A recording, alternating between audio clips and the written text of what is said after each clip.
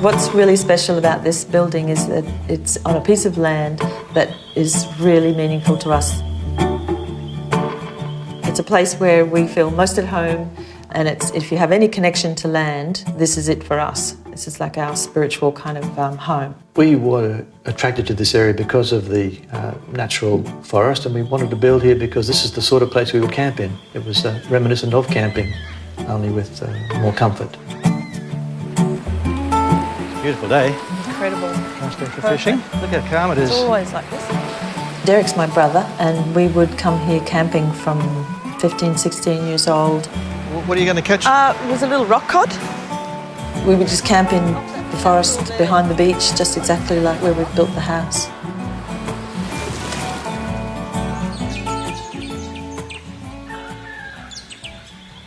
We were really excited to be able to build in this area, and we wanted a house that was reminiscent of those camping trips.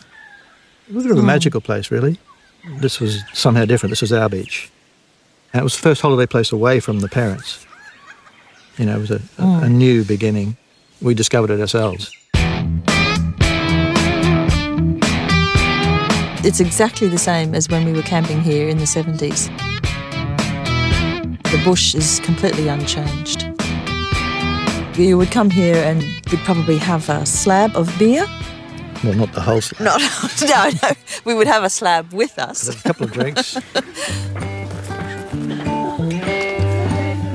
This weekend we're here with Genevieve and Leon, our two eldest daughters.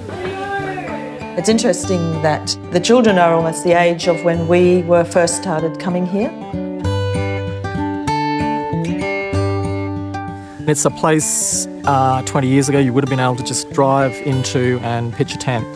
So that I wanted to kind of recreate that feeling, but obviously with the luxuries of that we really expect these days. So it's kind of a luxury campsite. When we were thinking about the design, we took some to where we lived at Ferrymead near Bundaberg, where there's a sugar plantation where we grew up. We looked at many structures there, particularly tank stands and corrugated iron, that sort of form. These were all part of our architecture while growing up. The kind of visual language of the mill is so dramatic. You know, these huge boilers and everything's on such a huge scale that it turned out to be probably more influential on the design than we'd anticipated.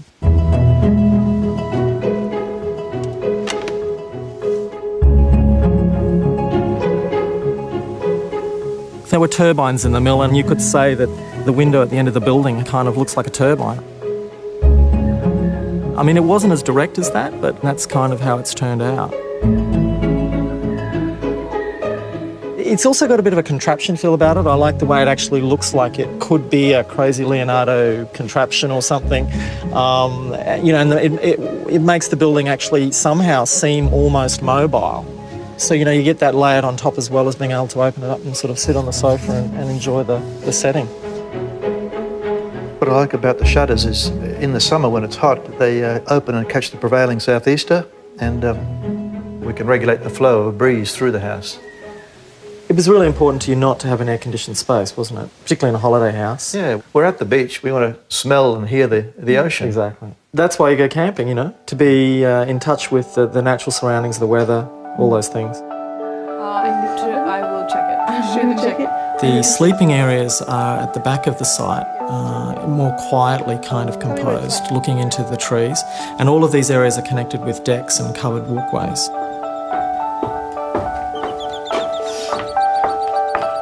The large deck is covered with a roof that allows you to meet and have meals together and enjoy the bushland setting.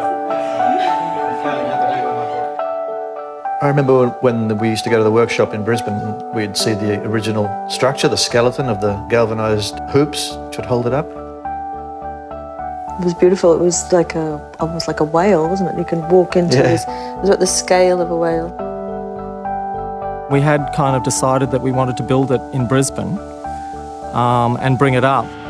So then that sort of led to the designs being transportable. So all the individual components are scaled to be put on a semi. And that's why they are the shapes they are. It was a very exciting day, the day that the pods arrived on the back of the truck. It's was this culmination of years of dreaming. And to see this sort of curved shape coming down the highway was really exciting.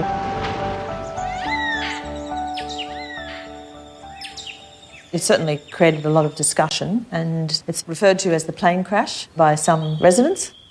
And I think that's funny, and that's good. You can see the point of view because when seen through the trees, there's a lot of twisted metal. There's the fuselage, so it is somewhat reminiscent of a plane crash.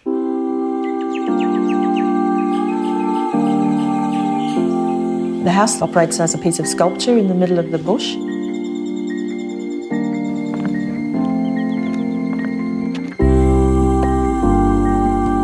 It's able to pull people forward, I think, in terms of what could a house be, how should it look, how should it function.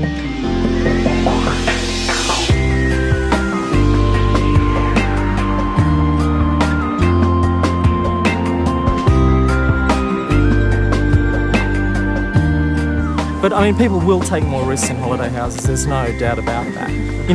People will walk outside, for example, and people are going to not walk to their bathroom outside in their house, are they? But even in a holiday house, they'll think about it. Marion's a photographic artist, and the work in the bathroom is one of her photographs that's been incorporated into the shower room glass. It features her daughter, actually. I think at our stage of life too, it was a time to really make the most of enjoyment. So we built something that was going to maximise the amount of enjoyment that we could get with each other, with our friends and with our children.